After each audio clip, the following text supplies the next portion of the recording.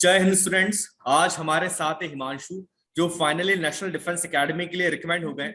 आज हिमांशु से हम बात करेंगे, उनकी जर्नी के बारे में जानेंगे, एसएसबी के बारे में जानेंगे कि क्या प्रोसेस रहा उनका, उन्होंने क्या सीखा, उनका कौन सा अटेम्प्ट था, और इस पूरी जर्नी के थ्रू वो क्या क्या चीजें हैं जो हर एस्पिरेंट को ध्यान में रखनी चाहिए। जय हिंद हिमांशु। जय हिंद सर। हिमांशु, मेरा पहला क्वेश्चन यही रहेगा कि क्या फील कर रहे हैं, कैसा लग रहा है कि फाइनली जो आपका एक लक्ष्य था उस लक्ष्य को आपने पा लिया? Sir, it is very good feeling. Sir, this feeling you can only feel after getting recommended and getting your name in merit list. Otherwise, you will not able to feel the feeling how much grateful I am feeling after getting recommended and finally going to National Defense Academy. हम लोगों के साथ मुक्तक sir भी हैं। मुक्तक sir, Himanshu ने recommend finally हो गए हैं, जो कि एक किसी भी स्टूडेंट के लिए बहुत प्राउड का मोमेंट होता है। सर, एज अ टीचर हम लोगों के लिए भी बहुत प्राउड का मोमेंट है कि हमारे एक स्टूडेंट फाइनली एनडीए में रिकमेंड हो गए। आप क्या कहना चाहेंगे? सबसे पहले तो जय हिंद एवरीवन। और हिमांशु, आपको बहुत बहुत कॉन्ग्रेचुलेशंस, बहुत बहुत शुभकामनाएं आगे के लिए भी। और आपने एक बहुत ही डिफिकल्ट एग्जाम को क्रैक किया है, लेट मी टेल यू। सो इसीलिए कॉन्ग्रेचुलेशंस मैं आपको बहुत ज्यादा देना चाहूंगा, क्योंकि आसान नहीं होता। हम सभी जानते हैं कि कितनी टफ कंपटीशन होती है, और सबसे इंपॉर्टेंट होता है कि मिलिट्री लीडरशिप क्वालिटीज बहुत कम लोगों के अंदर होती है। तो वो आपने शो कर दिया कि आपके अंदर वो मिलिट्री लीडरशिप की क्वालिटीज है। अब हम ये जानना चाहेंगे हिमांशु कि सबसे पहला मेरा सवाल होता है सभी से, और आपसे भी मैं ये पूछूंगा कि आप आर्म्ड फोर्सेस क्यों ज्वाइन करना चाहते थे? क्या इंस्पिरेशन थी आपके लिए? Thank you so much, sir. Sir, talking about my inspiration, sir, I belong to Rampura village, which is in Mahendragarh district. Sir, मेरे विलेज में ज्यादातर जो जवान हैं आर्मी में है या पैरामिलिट्री फोर्सेस में है या दिल्ली पुलिस या हरियाणा पुलिस में। तो सर, मैं जो आर्मी में जो जवान है सर, उनकी लाइफस्टाइल को देख के बहुत ज्यादा इंस्पायर्ड हूँ। और सर, वहीं से मुझे प्रेरणा मिली है कि देश के लिए कुछ करना है, देश के लिए अपना योगदान देना है, इस देश सेवा में अपना कंट्रीब्यूशन ऐड करना है।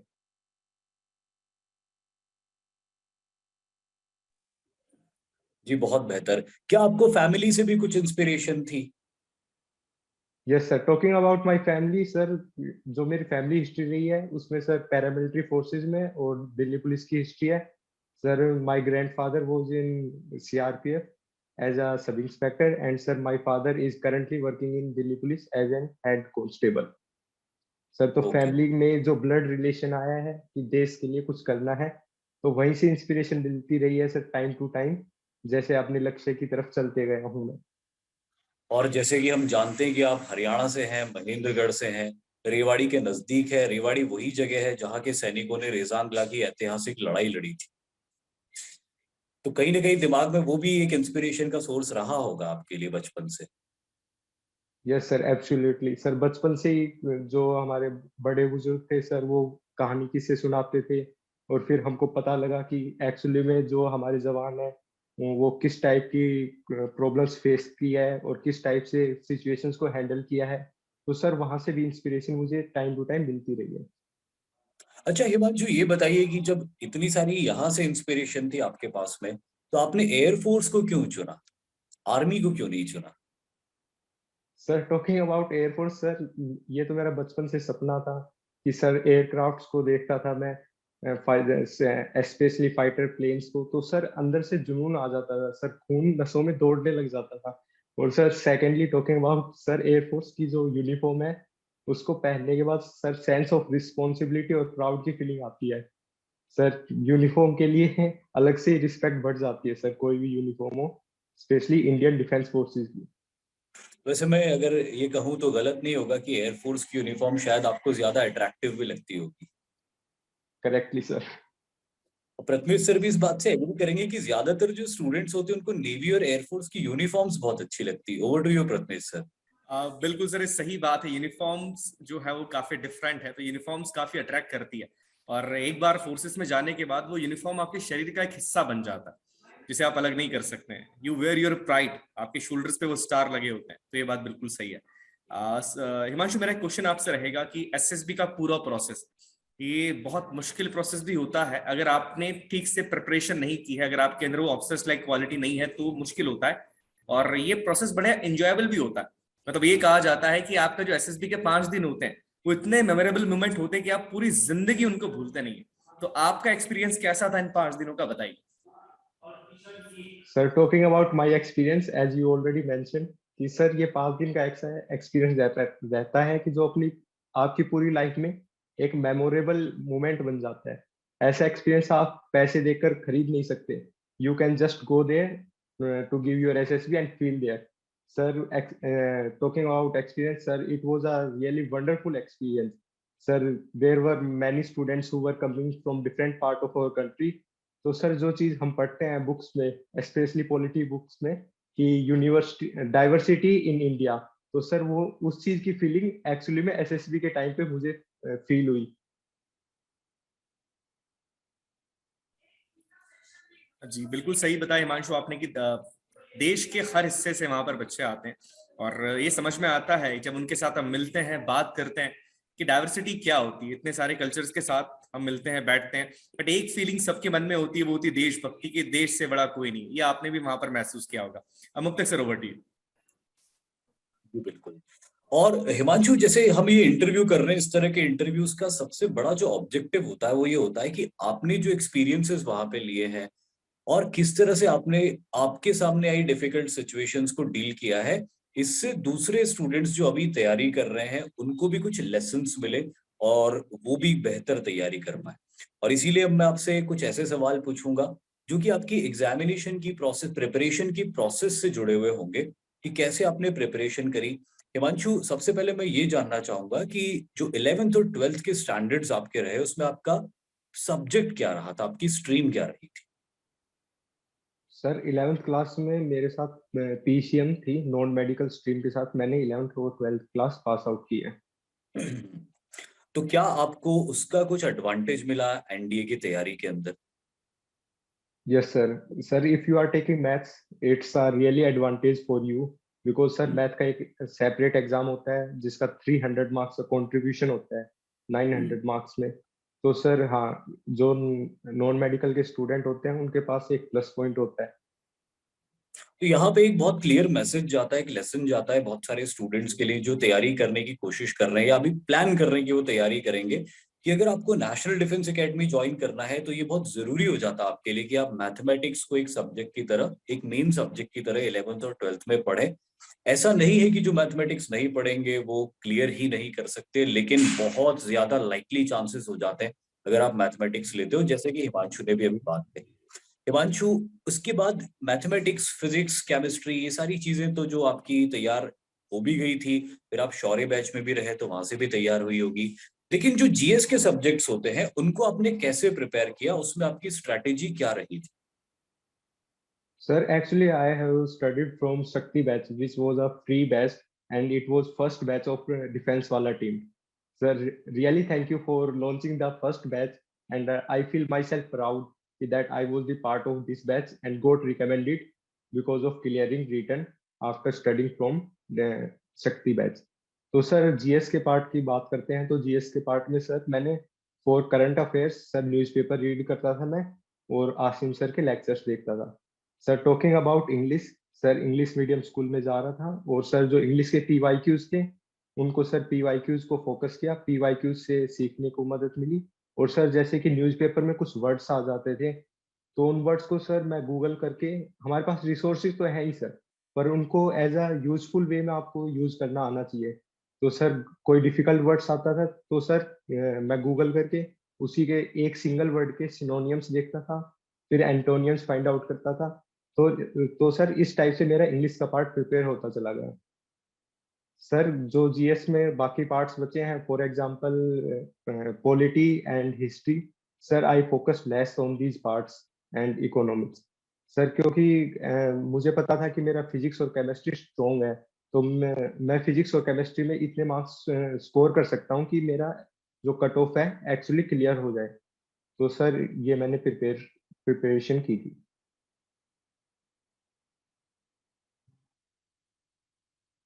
Sir, your mic is mute. You are not audible.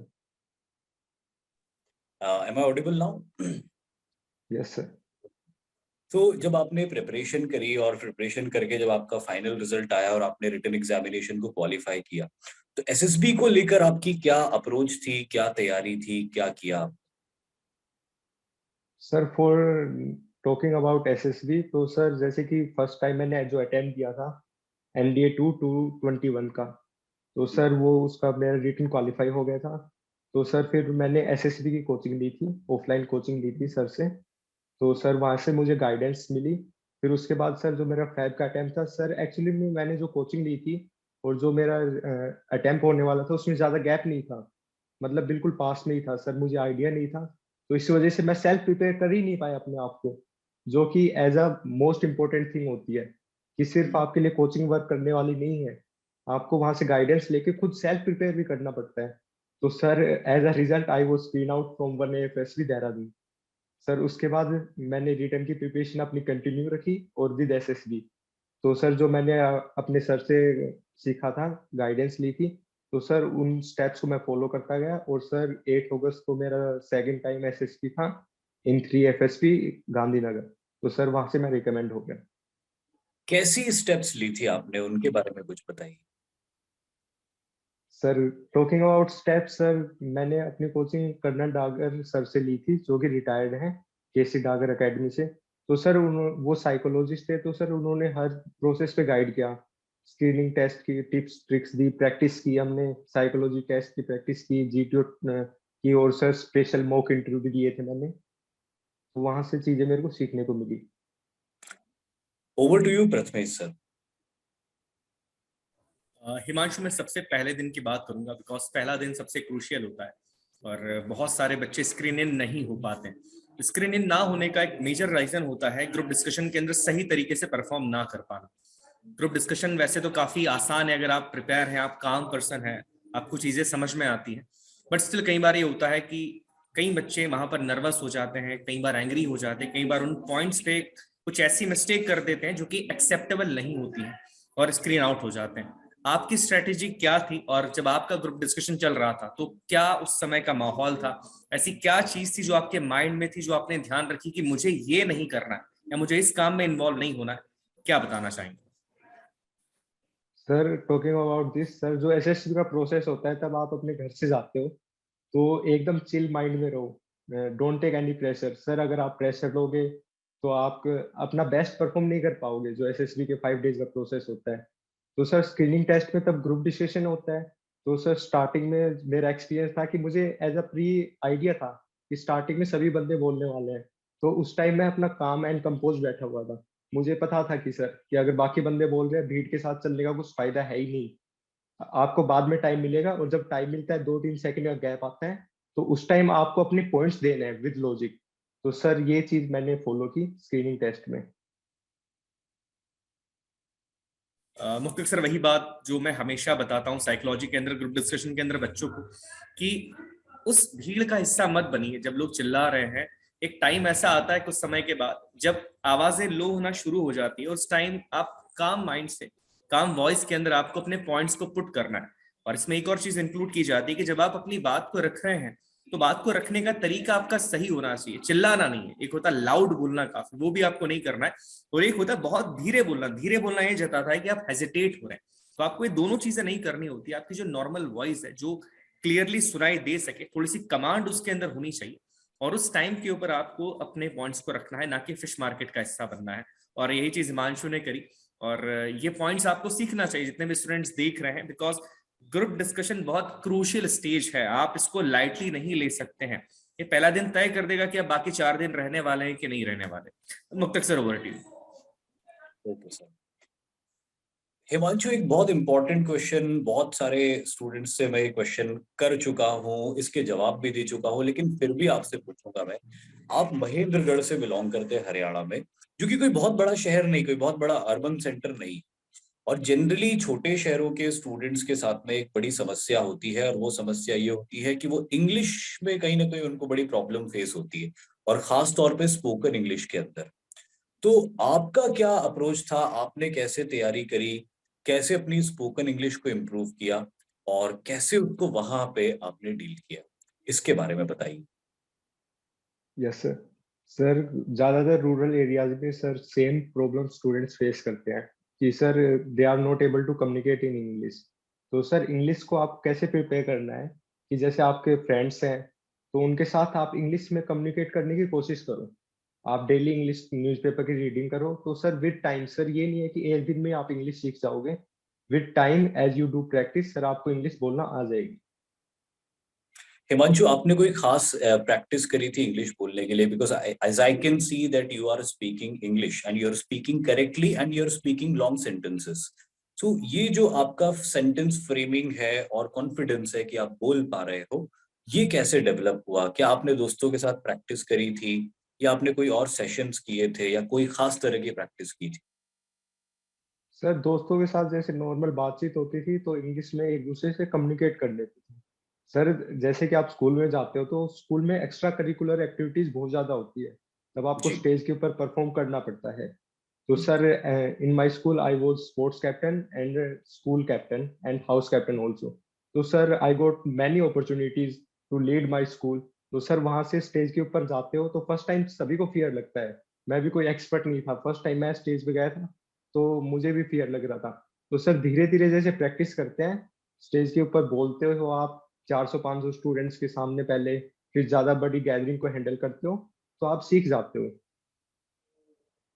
So leadership quality बचपन से ही थी, स्कूल कैप्टन भी आप रहे थे, कहीं ना कहीं बहुत सारे ट्रेड्स बचपन से आपने अपने अंदर डेवलप किए थे। और जैसे कि हिमांशु ने कहा कि इंग्लिश सीखना या इंग्लिश बोलना कोई एक दिन का प्रोसेस नहीं होता, एक दिन में ही कोई इसको करना शुरू नहीं कर देता। तो वो सारे स्टूडेंट्स जो सुन रहे हैं यहाँ पे, जो छोटे शहरों से हैं या अपने इंग्लिश से स्ट्रगल कर रहे हैं, तो उनके लिए भी एक लेसन है कि आपको उसको रेगुलर प्रैक्टिस करना पड़ेगा। हिमांशु ने न्यूज़पेपर रीडिंग की बात करी, मैं बुक्स रीडिंग की भी बात करता हूँ।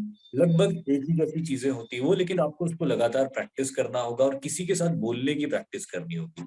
रीडिंग आपके सेंटेंस फ्रेमिंग को इम्प्रूव करेगी और किसी के साथ बात करना आपके कॉन्फिडेंस को इम्प्रूव करेगा और आप ग्रेजुअली बोलने लग जाएंगे। Okay Himanshu, over to you Prathamesh sir. Himanshu, मैं एसएसबी के साइकोलॉजिकल टेस्ट के बारे में बात करूंगा यहाँ पर। आपने जितने भी टेस्ट यहाँ पर दिए थे एसएसबी के अंदर, शायद मैं टीएटी की बात करूँ या एसआरटी की बात की जाए, डब्ल्यूएटी की बात की जाए, मुझे एक चीज बताइए कि इन टेस्ट के अंदर सबसे डिफिकल्ट टेस्ट आपके हिसाब से आपको कौन सा लगा, जहां पर आपको थोड़ी सी मुश्किल हो रही थी? बिकॉज जनरली स्टूडेंट्स को ये होता है कि टीएटी के अंदर थोड़ा सा मुश्किल का सामना करना पड़ता है। आपके लिए वो क्या चीज थी कि कौन सा टेस्ट आपको थोड़ा सा मुश्किल लगा, और वो क्यों लगा ये भी बताइएगा, और आपने उस चीज को कैसे ओवरकम करा, क्या फेस किया, ये बताइए।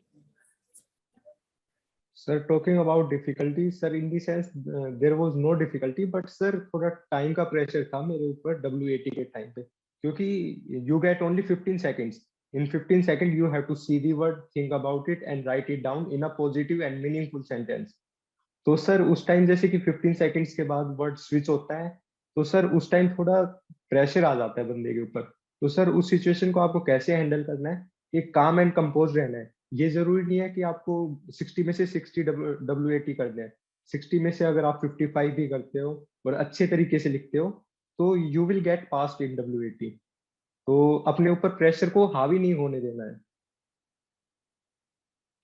यही मैं स्टूडेंट्स को बताना चाह रहा था कि देखिए, साइकोलॉजिकल टेस्ट के अंदर कुछ टेस्ट ऐसे होते हैं जिसमें टाइमिंग का आपको काफी ध्यान रखना होता है। जैसे कि डब्ल्यूएटी में 15 सेकंड्स दिए जाते हैं और उन 15 सेकंड्स के अंदर आप जो है उस वर्ड को फ्रेम करते हैं।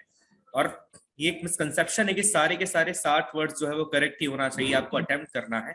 ऐसा नहीं है। अगर आप 45 टू 50 के बीच में भी हैं, अगर 55 कर रहे हैं तो बहुत अच्छा है, बट अगर 45 टू 50 के बीच में भी है तो आपके रिकमेंड होने के चांसेस तो होते हैं। हालांकि वो दूसरे टेस्ट पे भी डिपेंड करता है, बट एक अच्छा स्कोर होता है। दूसरी चीज मैं यहाँ पर कहना चाहूंगा कि बहुत ज्यादा प्रैक्टिस नहीं करनी है डब्ल्यूएटी की। बच्चे कई बार ये गलती करते हैं कि रोज कई सारे वर्ड्स को प्रैक्टिस करना शुरू करते हैं। देखिए, ये साइकोलॉजिकल टेस्ट है। क्या होता है, जब आप बहुत सारे वर्ड्स को रोज प्रैक्टिस करते हैं तो आप नेचुरली रिस्पॉन्स नहीं दे पाएंगे उस पर। फिर क्या होगा कि वो वर्ड के ऊपर जब आपका रिस्पॉन्स आता है तो वो रिस्पॉन्स आपने कहीं पढ़ा हुआ होता है या कहीं देखा हुआ होता है। और जो साइकोलॉजिस्ट है, जो असेसर है, जब आपको चेक किया जाता है तो समझ में आ जाता है कि जो रिस्पॉन्स आपका है वो आपने कहीं पढ़ा हुआ है।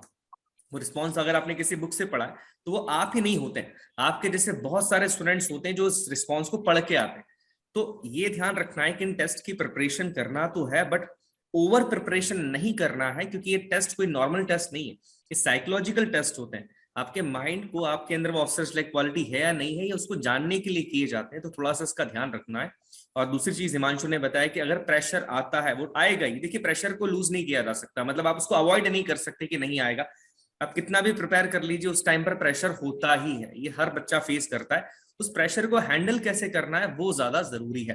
तो काम रहिए, कंपोज रही है, उस चीज की प्रैक्टिस करना शुरू कर दीजिए। और जब भी आप WAT लगाते हैं, ज्यादा प्रैक्टिस नहीं करना है, बट जब भी लगा रहे हैं तो थोड़ा सा टाइमिंग का ध्यान रखना है, ताकि उस प्रेशर, वो जो सिचुएशन है, उस सिचुएशन को आपकी बॉडी, आपका माइंड ऑलरेडी एक्सपीरियंस कर ले, ताकि वहां पर जाके आप हेजिटेट ना हो। Muktak sir, over to you.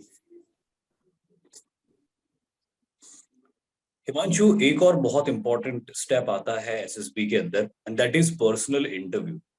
ये बहुत इंपॉर्टेंट रोल प्ले करता है पर्सनल इंटरव्यू आपके रिकमेंडेशन के अंदर। आपका एक्सपीरियंस कैसा रहा था जब आपके सामने इंटरव्यूइंग ऑफिसर बैठे थे, जो कोई बहुत बड़ी रैंक के ऑफिसर होते हैं? किस तरह के सवाल आपसे पूछे गए, और क्या कुछ खास बातें हैं आपके इंटरव्यू की जो आपको याद है? प्लीज हमारे साथ शेयर कीजिए।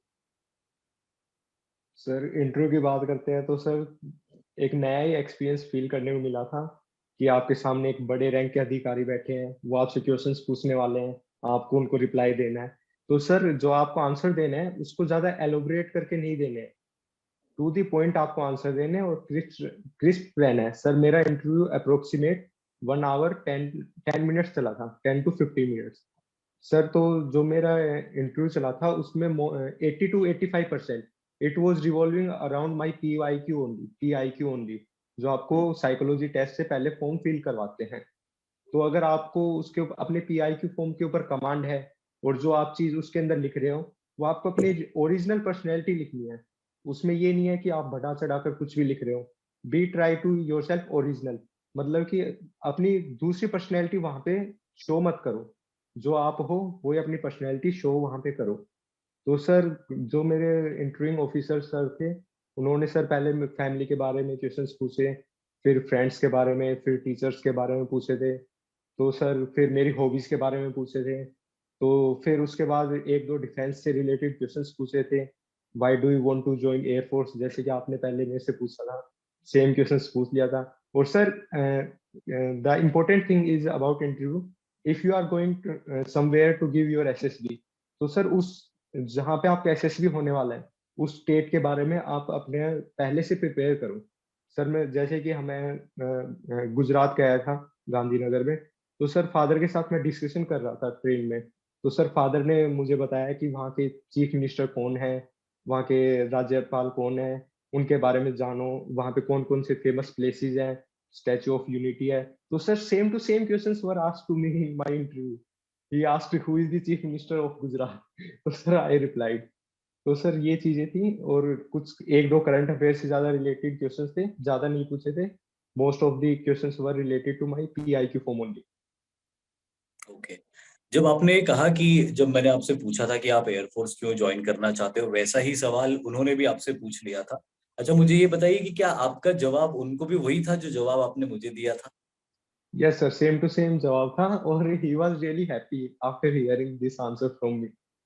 ओके। एक बहुत ही अच्छी बात आपने बताई है। मैं सभी के साथ, सभी को उस बात के ऊपर ध्यान दिलाना चाहूंगा कि जैसे इन्होंने कहा कि जिस राज्य में आपका SSB इंटरव्यू होने वाला है, उस राज्य के या उस कोई अगर बड़ा शहर है वो, तो उस बड़े शहर के बारे में जितनी ज्यादा जानकारी आप एकत्रित कर सकते हैं आपको करनी चाहिए। जो भी लोग इस इंटरव्यू को सुन रहे हैं वो इसको बहुत अच्छे से मार्क करके रखें। ये बहुत ही अच्छा पॉइंट इन्होंने बताया है, जो पॉइंट मैंने कभी किसी से शेयर नहीं किया था, लेकिन आज आपके द्वारा, आपके माध्यम से मैं सबसे शेयर कर रहा हूँ कि हाँ, ये जरूरी होता है कि जहां पे आपका SSB इंटरव्यू हो रहा है वहां के बारे में आपको जानकारी होनी चाहिए। इवन SSB इंटरव्यू के वक्त आप जब गांधीनगर गए थे, तो क्या बीच में जो आपको कुछ वक्त मिला था, आप घूमने गए थे आसपास शहर? सर कोई फेमस प्लेसेस तो नहीं घूमा, बस just as a street area I was roaming there and seeing the different things. कई SSB कैंडिडेट्स के साथ में ऐसा होता है कि उनको पहले घूमने का मौका मिल जाता है और फिर उनका SSB इंटरव्यू लाइंड अप होता है। तो वहां पे फिर वो एसेसर्स ये जानना चाहते हैं कि आप कहाँ घूमे, किस जगह गए, आपने जो देखा उसके बारे में कितना ऑब्जर्व किया। बेसिकली वो लोग ये चाहते हैं कि आपका ऑब्जर्वेशन कितना है, आप लोग किसी नई जगह पे जाते हो तो कितना उस नई जगह के बारे में ज्यादा से ज्यादा जानकारी एकत्रित कर सकते हो, ऑब्जर्व कर सकते हो, यही उसके पीछे उनका इंटेंट होता है। और एंड डेफिनेटली एक और बहुत इंपॉर्टेंट पॉइंट जो आपने आंसर दिया उससे मैं निकाल के सबके सामने रखूंगा कि PIQ form is the key of a good interview. अगर आपने पर्सनल इंफॉर्मेशन क्वेश्चनेयर को ठीक से भरा है, ठीक से भरे का मतलब ये नहीं कि उसको डेकोरेट करके भरा है, जैसे कि हिमांशु ने भी बताया कि जो है वो लिखो वहां पे, क्योंकि जरूरी नहीं है कि आपने अगर अपनी लाइफ में कोई बहुत बड़े अचीवमेंट्स नहीं किए तो आपके अंदर मिलिट्री लीडरशिप लाइक क्वालिटीज नहीं। आपने जो भी किया है उसको कितना ठीक से किया है ये ज्यादा मैटर करता है। लेकिन कई बार स्टूडेंट्स, जैसे कि आपने भी बोला हिमांशु, की ऐसा दिखाने के लिए, अपने आप को थोड़ा सुपर दिखाने के लिए कुछ ऐसे पॉइंट्स भर देते हैं जो एक्चुअली उन्होंने किए नहीं होते या आधे अधूरे किए होते हैं, और वहीं पे वो इंटरव्यू के अंदर फंस जाते हैं और वो इंटरव्यू उनका खराब हो जाता है। और मैं हमेशा ये कहता हूँ कि अगर इंटरव्यू आपका खराब हो गया तो इस बात की प्रोबेबिलिटी बहुत कम हो जाती कि आप रेकमेंड हो जाओगे।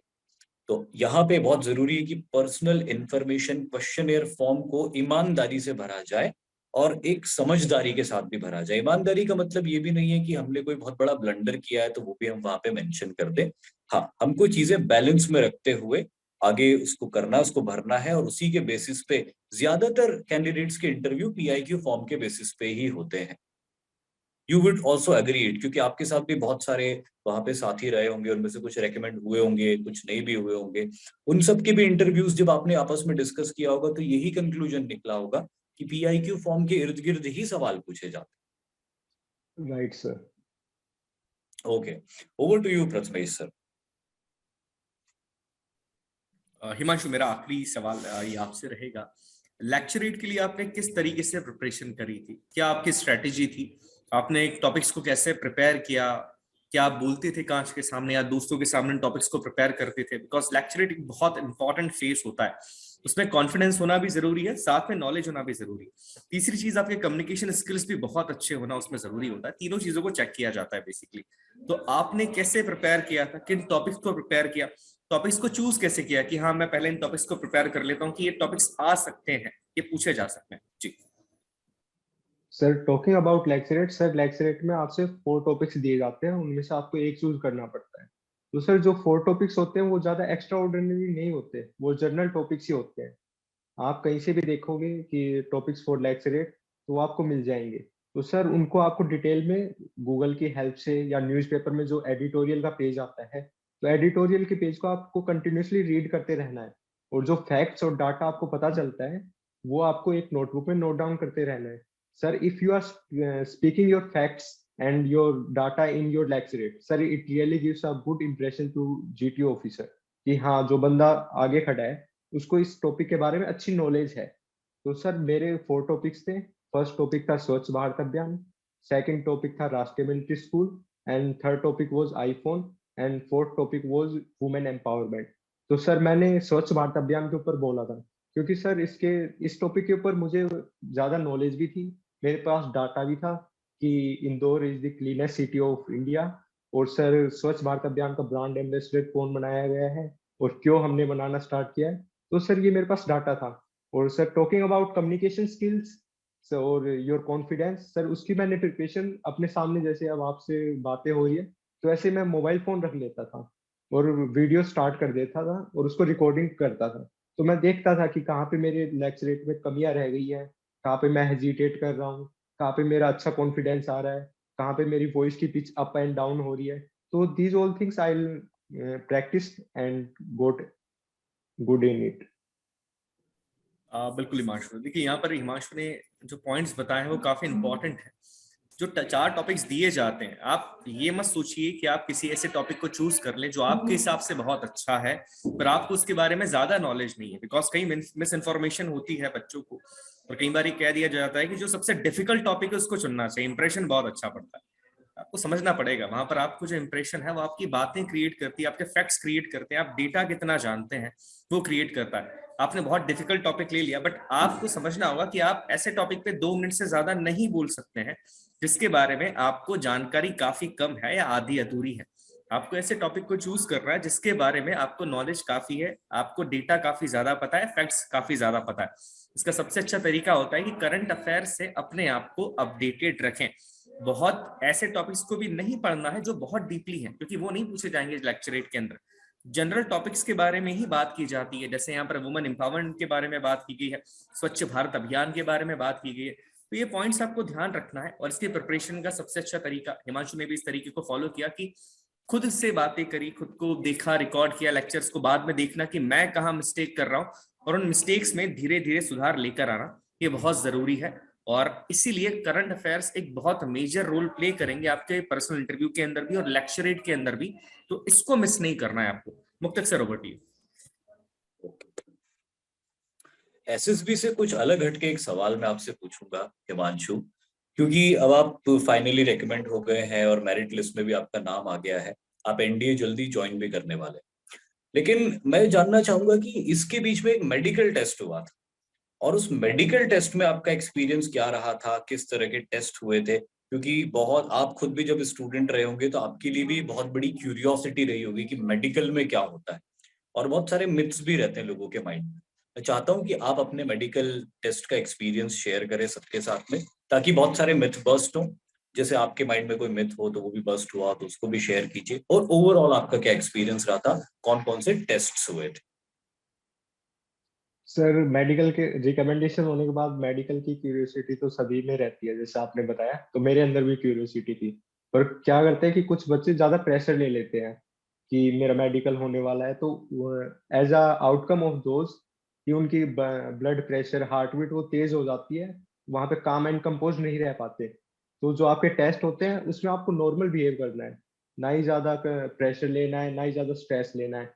नॉर्मल टेस्ट होते हैं sir, talking about eye test होता है आपका, ईयर टेस्ट होता है, ईएनटी टेस्ट होता है, आपके एक्सरेज होते हैं, आपके नोक नी बोल एक्स देखे जाते हैं, कैरिंग एंगल देखा जाता है, हैंड मेजर किया जाता है, आपका वेट, हाइट, चेस्ट मेजर की जाती है, और सर आपका अल्ट्रासाउंड एंड एक्सरेज होते हैं। तो सर अच्छा एक्सपीरियंस रहा, ना मैंने कहीं पे स्ट्रेस लिया, अपने आप को काम एंड कंपोज रखा, जैसा कि मैंने एसएसबी के दौरान अपने आप को रखा था। क्योंकि सर मेडिकल्स का हमारे ऊपर डिपेंड नहीं करता, जो चीज हमारे अंदर ऑलरेडी है उसको हम कैसे ठीक कर सकते हैं। हाँ, ऐसा हो सकता है कि कुछ पॉइंट्स होते हैं, फॉर एग्जांपल नोक नीज, तो उसके लिए कुछ एक्सरसाइजेस होती है, उसको आप ठीक कर सकते हो। पर जैसे कि अगर आपकी आई साइट पावर ज्यादा वीक है तो उसको आप ठीक नहीं कर पाओगे। तो don't take pressure and just enjoy the process of medicals also. अच्छा हिमांशु, आपसे कुछ ऐसा करवाया गया था कि भाई 5 किलोमीटर दौड़वा दिया, या 15-20 चिनअप्स लगा दी, या 50 पुशअप्स लगाने के लिए, ऐसा कुछ हुआ था क्या? नो सर, ऐसा कुछ नहीं, ऐसा तो अब कुछ भी नहीं हुआ। ये सवाल मैंने इसीलिए पूछा क्योंकि बहुत से स्टूडेंट्स को ऐसा लगता है कि they need to be physically very strong to clear the medical test, और यही मिथ मैं यहाँ पे तोड़ना चाहता हूँ कि ऐसा कुछ भी नहीं होता।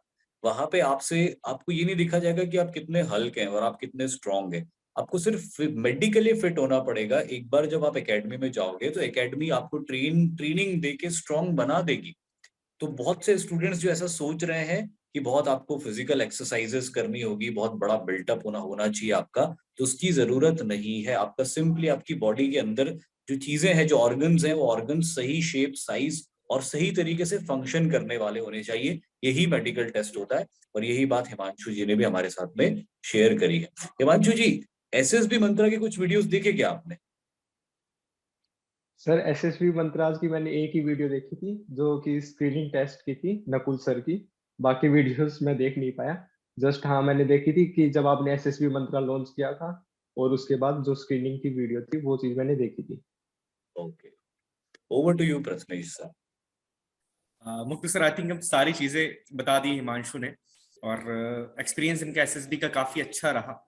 अब मुझे जो क्वेश्चंस पूछने थे मैंने हिमांशु से पूछे, हिमांशु ने सही जवाब दिया है, और काफी काम जो उनके जवाब रहे उनसे समझ में आ गया कि एसएसबी के लिए उनका जो ऑफिसर्स लाइक क्वालिटीज थी वो काफी पहले से उन्होंने डेवलप करना शुरू कर दी थी। लीडरशिप क्वालिटी, जैसे स्कूल के कैप्टन रहे हैं, इसके बाद कम्युनिकेशन स्किल्स पे ध्यान देना शुरू कर दिया था। मैं वही चीज वापस से रिपीट कर देता हूं कि आप जब से आप स्टार्ट कर रहे हैं अपने आप को चेंज करना, तब से ही आप एसएसबी की प्रिपरेशन करना शुरू कर देते हैं। ये समझना होगा आपको। और आज से अच्छा मौका कभी भी नहीं होता है कि जब भी आप वीडियो को देख रहे हैं तब से अपने अंदर चेंज लाना शुरू कर दीजिए। मुक्तक सर। बिल्कुल सर, प्रथमेश सर, आप ही की बात को मैं आगे बढ़ाऊंगा यहाँ पे और यही कहूंगा कि जितनी जल्दी एसएसबी की तैयारी जनरली मैं देखता हूँ स्टूडेंट्स तब करना शुरू करते हैं जब या तो वो रिटन एग्जामिनेशन की प्रिपरेशन कर रहे होते हैं या फिर उनका रिटन एग्जामिनेशन क्वालिफाई होता है, फिर वो कहते हैं कि अब एसएसबी प्रिपेयर करना है। नहीं, एसएसबी की प्रिपरेशन आप जितनी पहले से हो सकते हैं उतनी पहले से कीजिए। बचपन से ही अपने अंदर वो क्वालिटीज इनकलकेट कीजिए जिसमें बहुत, और उसमें डिसिप्लिन का रोल बहुत ज्यादा इंपॉर्टेंट होता है। जैसे हिमांशु से भी मैं पूछूंगा तो हिमांशु भी यही कहेंगे कि उनकी लाइफ में भी डिसिप्लिन का बड़ा इंपॉर्टेंट रोल रहा होगा। हिमांशु प्लीज बताइए इस बारे में। Sir, talking about discipline, as I already mentioned, sir, I was sports captain. Sir, I got this opportunity because of my discipline only. Sir, all teachers were very मतलब कि प्रशंसा करते थे कि डिसिप्लिन हो तो हिमांशु जैसा। मेरा एग्जाम्पल दूसरी क्लासेस के सामने देते थे। Sir, discipline is the most important thing which as an officer should have in his or her life. तो discipline plays a crucial role. In fact discipline एक ऐसी चीज है कि डिसिप्लिन आपको बाकी की जो officer like qualities, military leadership like qualities है, वो अपने आप धीरे धीरे इनकलकेट करवा देगा। एक बार इंसान के अंदर डिसिप्लिन आ जाता है तो बाकी क्वालिटीज फॉलो करती है उसको। Right. Right okay sir. Himanshu, thank you very much, आपने इतना वक्त दिया, हमारे साथ जुड़े और अपने एक्सपीरियंसेस को शेयर किया। और आई एम वेरी होपफुल कि आपने जो एक्सपीरियंसेस को शेयर किया है बहुत से स्टूडेंट्स उसको देख रहे होंगे, उससे सीख रहे होंगे। And last but not the least, मैं आपको अगेन बहुत ज्यादा कॉन्ग्रेचुलेट करना चाहूंगा। और अब क्योंकि आप एयरफोर्स, पहले तो एयरफोर्स कैडेट बनेंगे, नेशनल डिफेंस एकेडमी के अंदर ट्रेनिंग करेंगे, फिर एयरफोर्स एकेडमी में जाएंगे,